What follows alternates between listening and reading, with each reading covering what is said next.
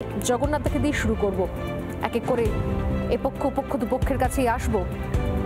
কিন্তু আজ মনে হয় একদম খুব সোজা কথাটা সোজাভাবে শোনানোর জানানোর খুব দরকার রয়েছে, কারণ এদিক ওদিক করে ঘুরিয়ে পেঁচিয়ে আসল জায়গায় আমরা পৌঁছতে পারবো না। জগন্নাথ থেকে দিয়ে শুরু করব, কোনটা মনে হচ্ছে এই সময় দাঁড়িয়ে, ভবিতব্য না রাজনীতি?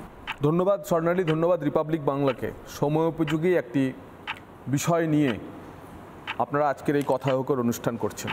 দেখুন, ঐতিহাসিক রমেশচন্দ্র মজুমদারকে যদি আমরা পড়ি, তাহলে উনি বাংলার এবং বাঙালির, বিশেষ করে হিন্দু বাঙালির ইতিহাস বলতে গিয়ে যা লিখেছেন যে 10,000 বছরের পুরনো এই বাঙালির, হিন্দু বাঙালির ইতিহাস। এবং সেই হিন্দু বাঙালি কারা ছিল? তারা ছিল মূলত চণ্ডাল, হাঁড়ি, শবর, পুলিন্দা, কোল, ডোমেদের বাংলা এবং বাঙালি। সেই জায়গা থেকে পরবর্তীকালে কৈবর্ত, মানে নিষাদ ইত্যাদি, এবং পরে কায়স্থ, সদ্গোপ, ব্রাহ্মণদের নিয়ে যে বাংলার সমাজ তৎকালীন তৈরি হয়েছিল।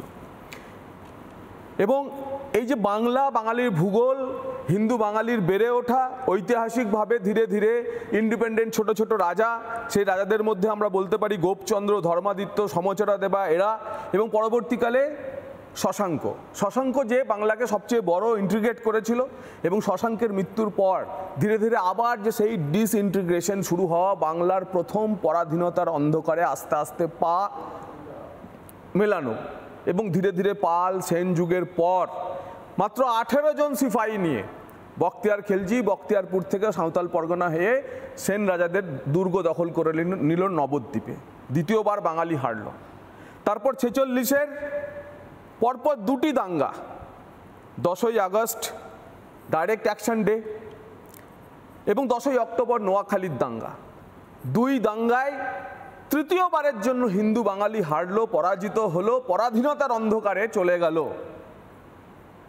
বারবার যদি তার ব্যবচ্ছেদ আমরা করতে থাকি, দেশভাগ, উদ্বাস্তু সমস্যা, দীর্ঘদিনের বাম শাসন এবং হাল আমলে গত 15 বছরে দেগঙ্গা, বসিরহাট, ধুলাগড়, ইলামবাজার, পাঁচলা এবং একেবারে সম্প্রতি গতিতে বেলডাঙ্গা, পাটিকাবাড়ি, মোথাবাড়ি, এবং সর্বশেষ ধুলিয়ানে আমরা যা দেখলাম, এই হিন্দু বাঙালি রাজা শশাঙ্কের মৃত্যুর পর থেকে যা বাঙালি আস্তে আস্তে আস্তে আস্তে ক্ষয়িষ্ণু হতে শুরু করেছে, সেই বাঙালি ফের একবার স্বাধীন দেশে নিজ ভূমে পরবাসী হলো এবং ধুলিয়ান, বেদবোনার বাঙালিরা আশ্রয় নিয়ে পলায়ন করে অন্য জায়গায় চলে গেল।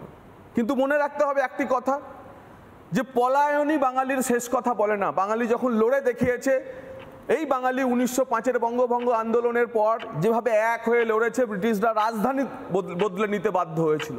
সশস্ত্র বিপ্লবের পীঠস্থান হিসেবে এই বাঙালি দেখিয়েছে যে কিভাবে ইংরেজকে তাড়িয়ে দিতে হয় এই দেশ থেকে। এই বাঙালি সুভাষচন্দ্র বোস, স্বামী বিবেকানন্দ, বঙ্কিমচন্দ্র, রবীন্দ্রনাথের জন্ম দিয়েছে। তাই যখনই হিন্দু বাঙালির জীবনে কোনো না কোনো সমস্যা এসছে, সমস্যা সংকুল বাঙালি ফের ঘুরে দাঁড়িয়েছে। আজ আমরা ধুলিয়ান বা বেদবোনার যে বাঙালিকে, যে পলায়নকারী বাঙালিকে আমরা দেখছি, একদিন দেখুন সেই উদ্বাস্তু মুখগুলি আজকে এসে কলকাতা শহরে যে ভাষায় কথা বলেছে, কালকে খোদ কলকাতার ডিজিপির সামনে যে ভাষায় কথা বলেছে, আমরা এই পলায়ন থেকে পরাক্রমের পথে যাচ্ছি। এবং এই হিন্দু বাঙালি করে দেখাবে সে দিন আর বেশি দিন দূরে নেই, যেদিন এই পলায়নকারী হিন্দু বাঙালি পরাক্রমের পথে যাবে, এবং পরাক্রমী সেই রাস্তা, যে রাস্তায় হিন্দু বাঙালি ফের একবার প্রকৃত হিন্দু বাঙালির স্বাধীনতা অর্জন করবে, বাংলায় উঠবে গেরুয়া ধ্বজ। পরাক্রমের কথা আপনি বলছেন, কিন্তু আমি জানি না যে সেই পরাক্রমের ছবি পরাক্রম হোক। পরাক্রম তো অনেক পরের কথা, আগে তো অন্তত পরিশীলিতভাবে নিজের জায়গায় থাকার মতো অধিকারটুকু, ন্যূনতম মাথার ছাদ, পেটের ভাত, অন্তত নিজের বাড়িতে নিজের মতো থাকবো সেইটুকুর অধিকার তো পাবে, সেটুকুও তো নেই। আমার প্রান্তে এদিকে, আমার এই প্রান্তে রয়েছেন সুমনদাকে দিয়ে আমি শুরু করব। আমি জানি না যে যেখানে দেশভাগ হয়েছিল ধর্মের ভিত্তিতে, তারপর আমরা বারবারই এই বিষয়টাকে এড়িয়ে চলে এসেছি, দূর দূর দূর, খালি রাজনীতি রাজনীতি রাজনীতি। অথচ বেসিক জায়গা, গোটা দেশ যখন স্বাধীনতার সময় আনন্দ করছে, তখন আমরা এখানে লড়াই করে চলেছি। আমাদের এখানে এ রাজ্যে দাঙ্গা হয়েছে, এখনো পর্যন্ত এই সমস্যা রয়েছে।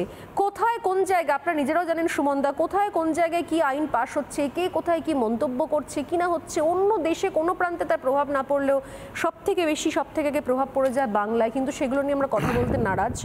যদি বা কথা বলি, কখনো আমরা বলি কি রাজনৈতিক কারণ। কেন?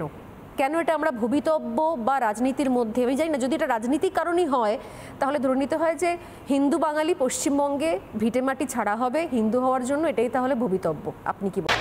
নানা ধরনের কন্টেন্ট দেখার জন্য লাইক করুন, শেয়ার করুন আমাদের ফেসবুক পেজ, সাবস্ক্রাইব করুন আমাদের ইউটিউব চ্যানেল। পাশাপাশি অন্যান্য ব্রেকিং নিউজের জন্য অবশ্যই চোখ রাখুন রিপাবলিক বাংলায়।